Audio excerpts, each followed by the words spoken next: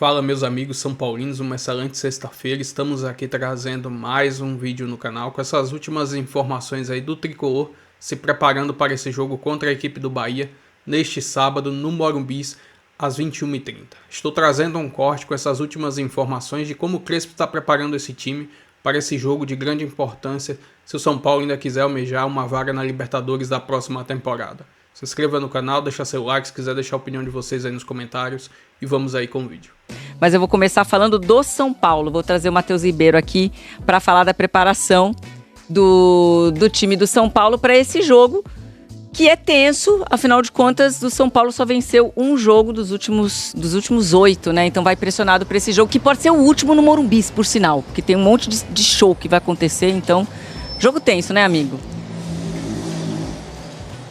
Exatamente, Joana, um abraço para você, para quem tá ligado no Tá On. Jogo tenso e muito importante para uma eventual classificação para Libertadores do ano que vem, né? Porque assim, para além das ambições esportivas do São Paulo, uma classificação na fase de grupos da Libertadores renderia 3 vezes mais do que a classificação na Sul-Americana, né? Então, tanto a participação na fase de grupos como bônus por vitórias, uma eventual semifinal e decisão também de Libertadores renderia pelo menos 3 vezes mais o São Paulo, sem contar também ali a questão da bilheteria, sem contar eventuais lucros em dias de jogos, né? Então, é uma questão importante porque as finanças do São Paulo realmente têm sido um ponto delicado nesse ano, né? Isso porque alguns torcedores, inclusive, se embasam nessa questão das dívidas que beiram a casa do bilhão para criticar a gestão do Júlio Casares nesse ano especialmente, que em contraponto tem tomado medidas de transparência, né? Como ele mesmo denominou. Então, mensalmente agora, membros da diretoria passaram a dar coletivas para explicar algumas questões internas do clube, além de treinos semanais que a gente consegue acompanhar pelo menos 20, 25 minutos também. E é curioso a gente acompanhar, especialmente nessa semana, Joana, porque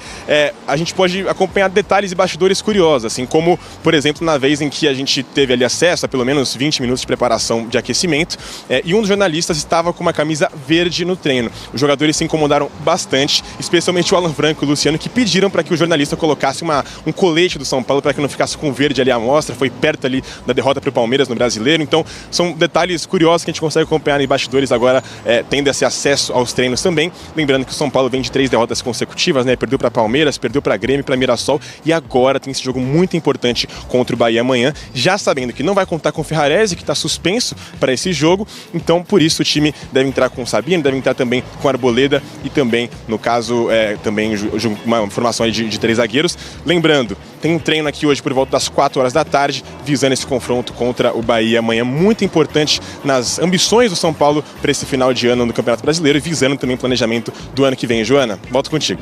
Exatamente, meu amigo, pensando no bolso pro ano que vem, né? Vamos falar do... Porque merece, a situação não tá fácil, então vamos ver se a gente dá uma melhorada nisso aí, né, Valentim? São 7 derrotas em 8 jogos, tem toda essa crise aí envolvendo a questão institucional, Morumbi, Barra Funda, enfim. E um jogo do Bahia que é muito importante para as pretensões do São Paulo no campeonato. Mas aí a gente olha pro DM, o DM cheio, continua cheio, né? São Paulo perdeu mais um atacante, o Dineno agora, e não tem nem centroavante para escalar, não é isso?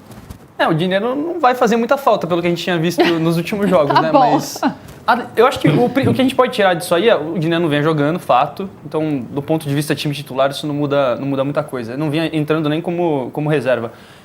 O que tocou-se no assunto é se o São Paulo precisaria renovar o contrato dele, porque ele, teoricamente, vive uma lesão e jogador lesionado não pode ficar livre no mercado, tem que renovar o contrato. O que me garantiram é que não, o São Paulo não vai renovar o contrato dele porque há uma expectativa muito já certa de que ele vai se recuperar antes de 31 de dezembro. Mas eu acho legal só deixar, assim, a gente é muito crítico ao São Paulo, né? Então vamos deixar isso aí engavetado, porque dentro do São Paulo me confirmam que ele não renova o contrato, porque até o dezembro ele se recupera. Vamos ver se vai ser isso mesmo, porque a fase do DM não é fácil. Pois é, e outro que tá nessa conversa aí para uma renovação ou não é o Rigoni, né? Como é que tá essa situação do Rigoni? Será que ele pode ser escalado nesse ataque aí, que tem tantos desfalques, pode ser uma opção? Ele andou irritando bastante a torcida, né? Nos últimos jogos e tal, foi muito criticado pela torcida e é uma possibilidade ele entrar em campo e tem chance dele renovar esse contrato, porque vai até só o fim do ano, né? O Rigoni precisa de 9 jogos atuando pelo menos metade, 45 minutos, para renovar automaticamente. E ele precisaria entrar 45 minutos nos 9 que faltam. Então, se ele não entrar e não jogar 45 minutos contra o Bahia, já era. Ele não renova automaticamente. Então ele com certeza ficaria sem contrato no fim do ano, a não ser que ele renove. Aí parte da discussão dele com a diretoria. Fato é, ele já ficaria sem contrato de qualquer jeito, porque o contrato de empréstimo dele no México já se encerra no fim, o contrato com o time do México se encerra no fim do ano e no São Paulo ele vem emprestado. Então, assim, não é informação, mas eu tenho uma impressão de que o São Paulo hoje não renovaria. Mas não é informação, é uma impressão só.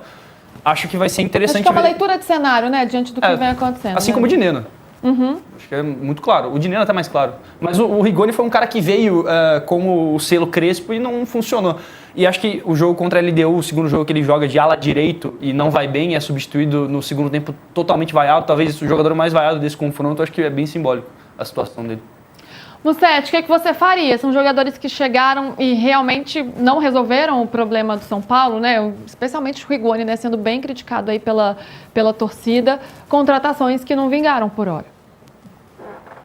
Tem todo esse contexto do São Paulo não poder, acho que é mais de uma questão de querer, né? Não poder gastar dinheiro na janela. Até toda aquela novela do Marcos Leonardo seria numa composição financeira. Então, dentro dessa falta de grana, veio um empréstimo curto, com a confiança que o Crespo deposita no Rigoni. Eu acho que até foi uma escolha que não dava muito para julgar naquele momento. O São Paulo precisa de opções e foi perdendo alternativas ao longo das semanas seguintes à janela.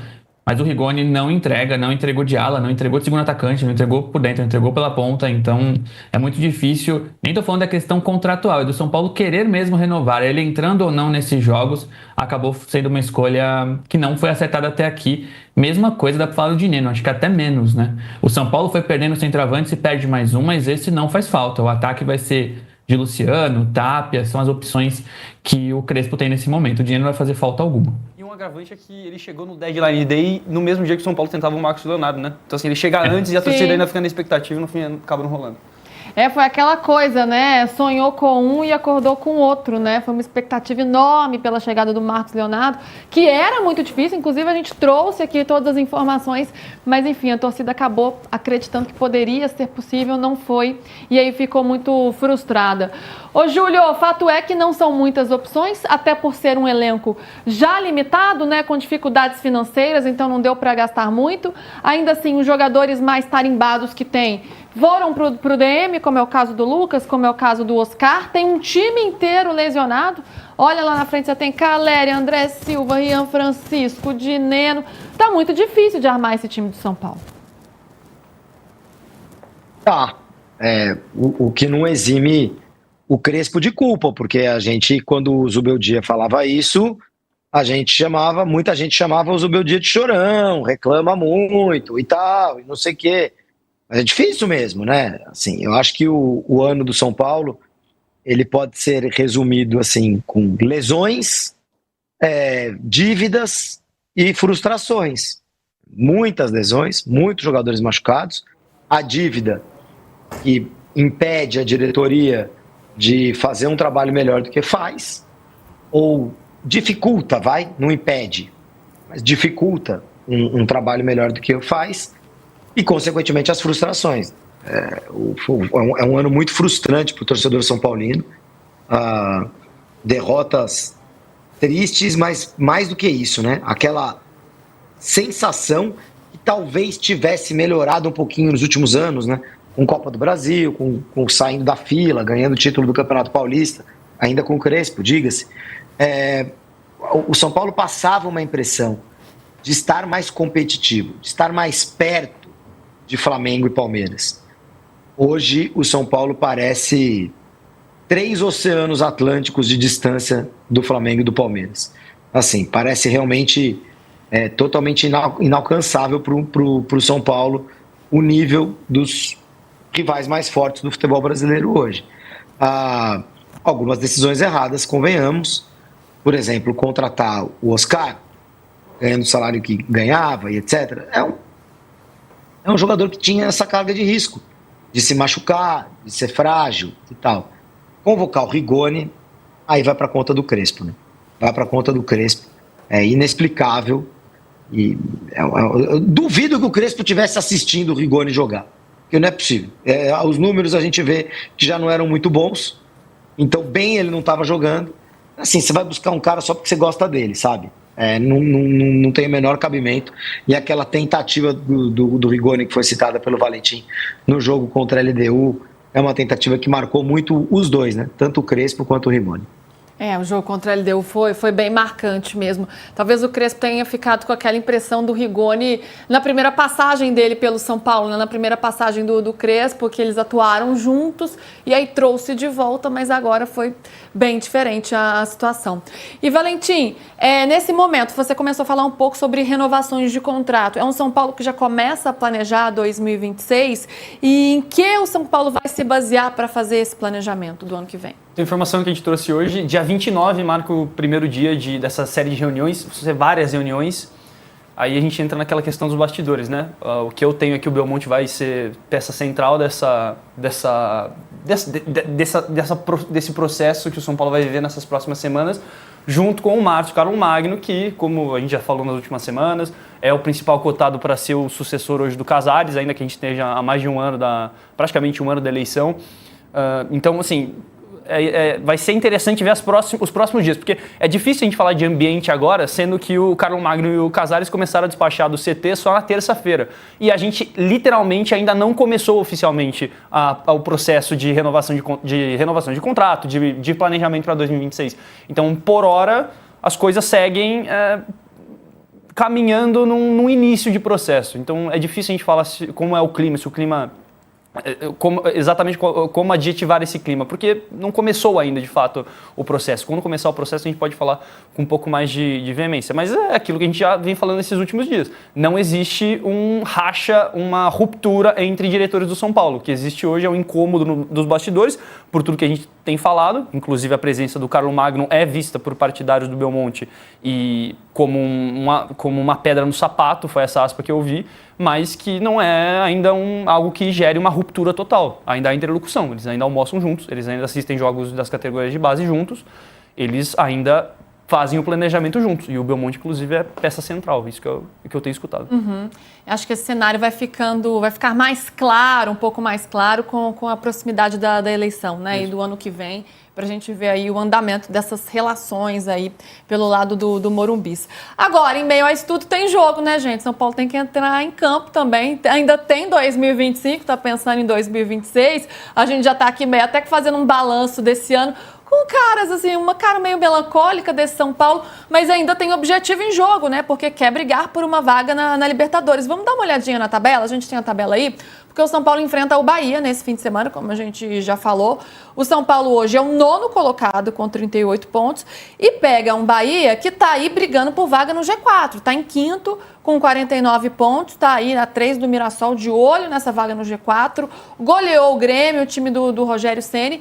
E aí, Mussete, como que você vê esse confronto desse São Paulo, né, tão esfacelado aí, com tantas dificuldades, joga em casa recebendo um Bahia do Rogério Ceni, que não é fácil? O aproveitamento do Bahia, do Ceni, não é muito bom nesse tipo de jogo, né? Contra o São Paulo, Morumbis, enfim. Mas dentro do que as equipes têm jogado, eu apostaria no Bahia. Eu venho frisando aqui no programa que eu não vejo o São Paulo brigando por vaga na Libertadores. Eu vejo aquele final de festa, aquela melancolia e poucos pontos conquistados. Não vejo o São Paulo brigando contra o rebaixamento, acho que pontua suficiente, tem 2 ou 3 jogos ali que pode vencer, mas no mais é pontuação para a Sul-Americana e um final de ano muito triste. Eu me surpreenderia muito se esse São Paulo brigasse por essa vaga na Libertadores até o final. Para você, dá ainda, Júlio? É algo que dá, né, gente? Até porque a gente não sabe se vai ser G7, G8, vai depender de Copa do Brasil, de Libertadores também. Mas ele, né, vai ficando um fim de ano aí meio ruim e a vaga no G4, essa sim tá distante. Olha, a gente não sabe qual vai ser o tamanho da Libertadores. Essa que é a história, né? Se nem Flamengo nem Palmeiras for campeão da Libertadores, aí eu acho que fica bem difícil para o São Paulo mesmo. Porque aí a gente teria no máximo 7 vagas, né? Considerando que o campeão da Copa do Brasil vai ser o Cruzeiro, que está lá no topo, abriria uma vaga a mais, ou Fluminense ou Vasco, ambos com possibilidades nesse momento estão os dois na frente do São Paulo na tabela, e a impressão que passam é que ficarão na frente do São Paulo na tabela, ou o Corinthians, que está atrás, mas que acho que também passa a impressão que vai acabar o campeonato na frente do São Paulo. São 2 pontos só que separam. Então, o Corinthians está o com campeão da 36 e o São Paulo com 38, Júlio. 38, né? Só 2 pontos, né? Tá então, bem pertinho ali. Esses times, São Paulo, Bragantino, Corinthians e o Grêmio, eles estão no limiar ali entre para que briga eu vou, né? Para a briga da Libertadores ou para a briga do rebaixamento, já que o Vitória está arrastando meio Brasil para essa briga com os resultados que tem conseguido aí nas últimas rodadas. Né? Tava muita gente dando como certo que os 4 rebaixados estavam decretados. Eu era uma dessas pessoas, mas o Vitória reagiu e está arrastando todo mundo para a briga. Santos, Atlético Mineiro, Inter e quem sabe Ceará, Grêmio, Corinthians. É que o Grêmio tá num viés de alta, não muito alto, um viés de alta. O Vasco nem se fala, né? Foguete. Agora, o São Paulo tá num viés de baixa impressionante, né? São 7 derrotas nos últimos 8 jogos, né? Isso. Se não estou enganado. Assim, é um viés de baixa, acho que considerando todas as competições, né? No Brasileiro, 5 de 6. É um viés de baixa impressionante. E meus amigos são paulinos estão falando que o objetivo não é Libertadores, não, é 46 pontos para salvar do rebaixamento. Esses são os mais pessimistas, né, Júlio? Eu não acredito que São Paulo vai brigar para não cair, não. Eu acho que tem muita gente para baixo ali. Mas assim, Galo, o Santos. Mas matematicamente não pode brincar. Sim. Matematicamente não pode brincar, porque Agora, se são 8 vagas na Libertadores, se ou o Flamengo ou o Palmeiras acaba sendo campeão da Libertadores, nesse momento não está aparecendo muito o Palmeiras, ainda poderia ser o Flamengo. A gente está falando de um 8º colocado que pode ir para a pré-Libertadores. E aí, o 8º colocado, para disputar a 8ª colocação, o São Paulo tem pontuação para isso, né, gente? Aliás, até os que estão lutando para não cair tem pontuação para isso. Lembrem-se que o Corinthians no ano passado estava lutando para cair, lutando para não cair, lutando para não cair e acabou entrando na Libertadores. Isso aí. Valentim, qual que é o entendimento interno desse jogo contra o Bahia? Quanto vale esse jogo contra o Bahia? Vale muito. É considerado... Não dá para falar final porque não dá para decretar o São Paulo fora. Mas, inclusive, foi o que falaram do Palmeiras e Flamengo, né? O Flamengo venceu a final antecipada e não é líder hoje. Então, mas é visto como um jogo muito importante. É visto como jogo chave. Escutei isso de mais de uma fonte forte, inclusive.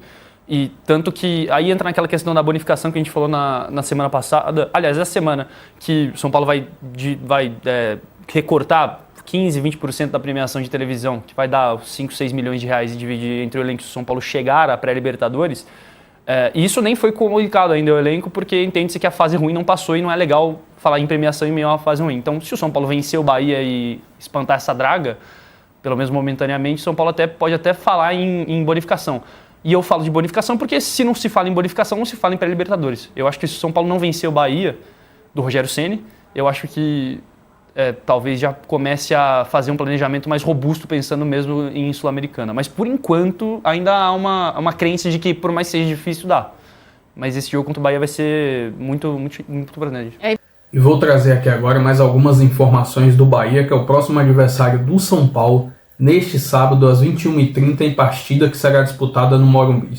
Estou trazendo a classificação atualizada. O Bahia está na 5ª colocação do Brasileiro, 29 jogos, 49 pontos. Já o Tricolor, 9º colocado do campeonato, 29 pontos, 29 jogos, somou 38 pontos. Vem numa sequência de 3 derrotas consecutivas no Campeonato Brasileiro. É um jogo muito importante para o São Paulo, se quiser ainda almejar uma vaga na Libertadores da próxima temporada. Estou trazendo um recorte aqui dos últimos 5 jogos da equipe do Bahia no Campeonato Brasileiro. Desses 5 jogos foram 3 vitórias e 2 derrotas. O último jogo que eles tinham um jogo a menos em relação aos outros clubes foi no meio de semana, nesta quarta-feira, onde eles venceram a equipe do Internacional dentro da Fonte Nova pelo placar de 1-0. Estou trazendo aqui um recorte dos últimos 5 jogos entre São Paulo e Bahia. Desses 5 jogos são 3 vitórias do São Paulo, 1 empate e 1 derrota. Essa derrota foi no primeiro turno do Campeonato Brasileiro, em partida disputada lá em Salvador, onde o Bahia venceu a equipe do São Paulo pelo placar de 2-1. Enfim, se o São Paulo ainda sonha, junto com sua direção, comissão técnica e jogadores, em disputar a Libertadores na próxima temporada, é de suma importância vencer a equipe do Bahia neste sábado. Como podemos ver na classificação, o São Paulo está a 8 pontos do primeiro time do G6 do Campeonato Brasileiro, que é a equipe do Botafogo. mas há possibilidades de o G6 virar G8 ou quem sabe um G7, depende de quem vai vencer a Libertadores. Que pode ser que não seja um brasileiro, já que o Palmeiras levou uma surra da LDU. Já a questão da Copa do Brasil, se o Cruzeiro vencer, o Fluminense ou o Vasco, pode abrir uma vaga ali para o São Paulo. Mas é de suma importância o São Paulo pelo menos ficar ali próximo e ainda quem sabe sonhar com essa Liberta na próxima temporada. Se inscreva no canal, deixa seu like, se quiser deixar a opinião de vocês aí nos comentários e até o próximo vídeo. Valeu!